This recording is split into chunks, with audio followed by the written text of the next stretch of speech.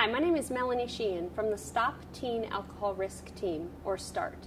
We present this video today to give Vermonters the information they need, if ever asked, to provide alcohol to or socially host minors. There's a problem with underage drinking in the nation, and Vermont is one of the worst. Today we have 3 topics on the risks of underage drinking. First, we have the science of the effects of alcohol on the adolescent brain. Second, we will lay out the laws and penalties for providing alcohol to minors. And third, how you can get involved in lowering the rate of underage drinking in Vermont and keep young adults safe. What we're seeing is that during adolescence, the brain completely rewires itself. It's not that it starts from scratch, because you have all of these connections between different parts of the brain already, but it has to start learning new things because you have to grow up and be an adult. It's a biological imperative. You have to start moving out of a family home. So we're driven to seek thrills, to seek new sensations, to learn new stuff as part of that. And that forms new connections between speech and hearing, between smell and taste, between doing something and the pleasure that you get from it. And pleasure is key to forming those new connections. That's why you repeat things. It's why you want to do things over again. All of this is going on at the same time. All of the stuff that you learned as a kid, you're not doing anymore. Those connections actually die away. They shrivel up. It's a pruning process. So your brain is completely rewiring itself. It's designed to change. And while it's doing that, it's very susceptible to other changes from the outside. But if you use an outside influence like alcohol or prescription drugs or marijuana, you're putting something in there that is an outside chemical that causes pleasure. And it does it better than a whole lot of the things that we would normally go for, whether it's sports or theater or your peers. So the problem is that the brain is really flexible and adaptable, and it's changing because it has to. And then you throw these things into it, and it gets changed the wrong way. It gets hijacked by that substance, by alcohol or whatever. It gets hijacked, and you stop doing the things you're supposed to do, and they shrivel up and go away. New connections are made between pleasure. Your fulfillment comes only from the outside substance. And what they find is up to a 10% reduction in the cognitive activity, the ability to do these things. Even activities that are complex, like, I've got all this homework, how am I going to get it done? It's a 10% reduction. An adult would have to drink twice as much alcohol to have the same kind of reduction in cognitive ability. And the problem is, the more you drink, the more you get hooked. The younger you start, the more you get hooked. The easier it is because the brain is that much more flexible. Now, this goes on until age 25 or 26. It's not 21, it's 25 or 26 before your brain stops growing. And the last parts of the brain to stop growing are the frontal lobes right up here, and that's where your reason center is. This is the center that measures risk and reward and decides what you're going to do. It's not mature until you're 25 or 26. And before that, what's driving you? It's down here in the back of the brain. It's a part that controls emotion. It's linked right to your hormones, right to your gut feelings in your stomach, the thrill. That's what's driving you until you're 25 or 26. And so what you see is these dangerous choices that kids make. And we really have to worry about stopping drinking early. If you start drinking when you're 15, you have 4 times higher chance of becoming dependent on alcohol than if you wait until you're 21. If you start at 18, you still have twice the chance of becoming dependent or of abusing alcohol later in life than if you wait till you're 21. I think it's important for parents of teenagers to realize that they matter. When they give surveys to kids, who don't drink and say, well, why don't you drink? They answer, all of them, survey after survey, they say, because my parents don't want me to. The parents matter. And you matter because you're that frontal lobe for them. You're that rational center. You're helping to sit down and talk with them to say, we don't want you to do this because you're too important to us, and because making that judgment is a call that's difficult for you now at this age.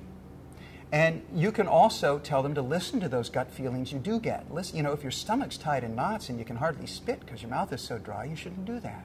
So opening the lines of communication, talking openly about it is important. Well, we know from surveys that quite a few people in the community, parents and otherwise, think that it's okay to serve kids alcohol, teenagers alcohol, as long as you've got their car keys. They're safe. And we know now from the brain research that actually that's not true, because even if you've got their car key, the alcohol is getting their brain. They will be damaged, up to 10% reduction right there, not to mention the possibility later in life of becoming dependent. That at 21 is there for a reason. And even that's a compromise. But it's a decent one.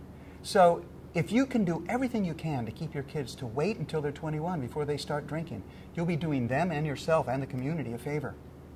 And there are a number of ways you can do that. Number one, monitor the access. If you have alcohol in your home, make sure you monitor it and let your kids know you're watching, that they're not going to be able to borrow your alcohol.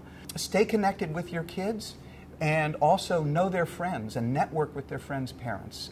Know where they're going. If it's for a party, call ahead. Make sure the parents are going to be there. You can do it, hi, I hear you're having a party. Do you need any help? Can I send over some dip and chips? Do you need a chaperone? And, we're just really good to know you're going to be there so that we know there won't be alcohol around. Make it obvious how you feel about it. You can set consequences. Make sure that they know the rules and the consequences ahead of time. Don't assume that they know.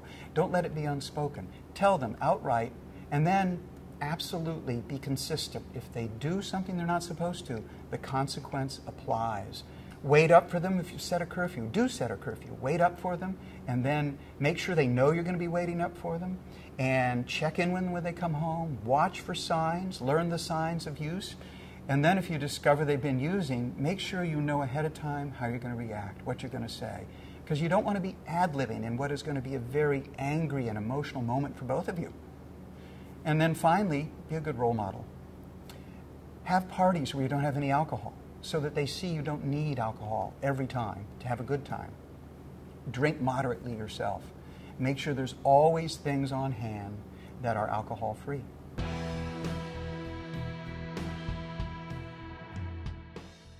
My name is Mark Fountain. I'm a lieutenant with Springfield Police Department.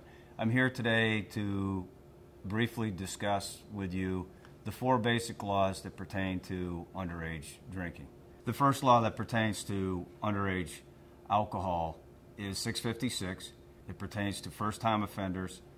Under those circumstances, an underage person who misrepresents their age to obtain alcohol, consumes or possesses alcohol, would be required to appear before the local diversion board. The consequences of not responding to the diversion board is a loss of license for 90 days with a fine of $300. The second statutory section that applies would be 657. If you commit a subsequent violation, persons that are charged criminally are required to appear before the district court. Fines up to $500 and/or 6-month incarceration in jail. In addition to that, a loss of license for up to 120 days. The third section that pertains to underage drinking is 658, which is the enabling statute. Any person that provides alcohol or enables consumption of alcohol to a person under the age of 21 can be charged criminally.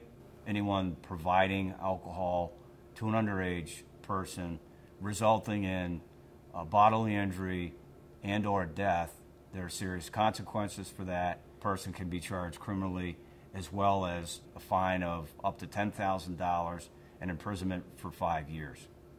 The fourth and final law that pertains to underage alcohol consumption is 659.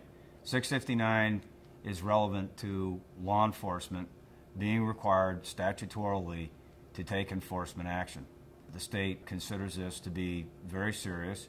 Every law enforcement officer, according to the statute, is required by law to take enforcement action against underage persons who have been found to either be in possession or to have consumed alcohol. If you do not, you can receive up to a $500 fine and imprisonment of 90 days.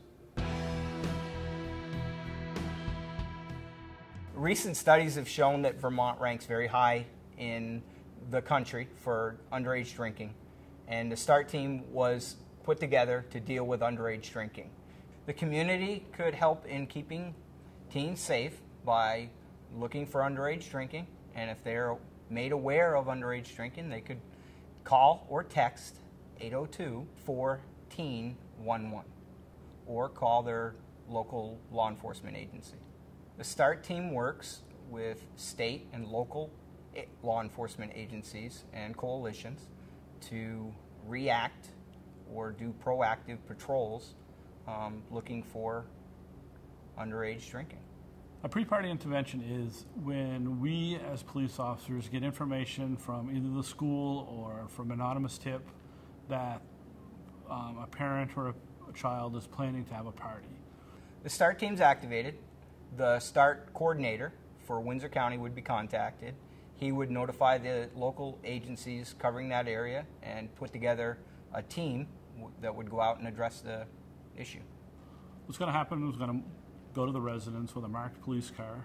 We're going to go up to the residence, knock on the door, talk to whoever the parent or guardian is at the residence, and explain to them that we have information that they are planning to do a party there that weekend or when they're planning to do a party. We explain to them what could happen if they do decide to do a party with underage drinking and what the liability is for doing that party. With early involvement, hopefully law enforcement can make a difference in young people's lives.